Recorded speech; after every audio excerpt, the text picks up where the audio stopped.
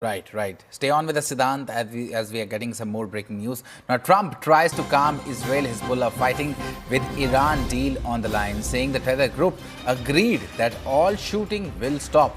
President Trump also told ABC News that he thinks he will have an agreement with Iran to extend the ceasefire and reopen the Strait of Hormuz over the next week. And for some more information, let me go across to Siddhant for this. Siddhant, clearly the situation is escalating by the day, but is this somewhat of a trick to buy some time for Israel so that they continue their operations in Lebanon? Well, of course. Look, Israel is blaming Lebanon for the wrongdoings and blaming Lebanon for the ceasefire violation as well. So perhaps that's the reason that they are continuing with the hostility, with their invasion and with their operation in Lebanon.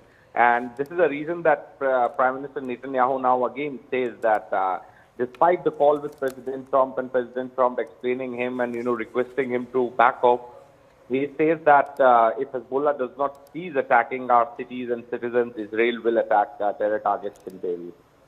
All right, Siddhant, let's also take a moment here and talk about President Trump and his, Prime Minister Netanyahu and the emerging differences between the US and Israel.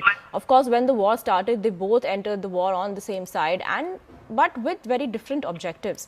The US primary objective was that Iran can never possess a nuclear weapon. On the other hand, Israel always wanted a regime change as well as to eliminate all the proxy networks. But now, when we are seeing that President Trump was negotiating a ceasefire, or in fact trying to negotiate a ceasefire between the Hezbollah and Israel, it's clearly not holding up. And do you think these emerging differences between the two will not lead to anywhere good? Well, that's right. So, earlier also many times differences between President Trump and Prime Minister Netanyahu were reported. But this is perhaps for the first time that from their social media handles, the messages which they have posted regarding this telephonic conversation are contradictory in nature. President Trump says that I have told Netanyahu not to be sending troops to Beirut, so on and so forth. Prime Minister Netanyahu writes that I've told President Trump that he'll continue with the operations unless Hezbollah stop attacking Israel. So these contradictory statements from the two leaders perhaps shows that United States and Israel are not on the same page when it comes to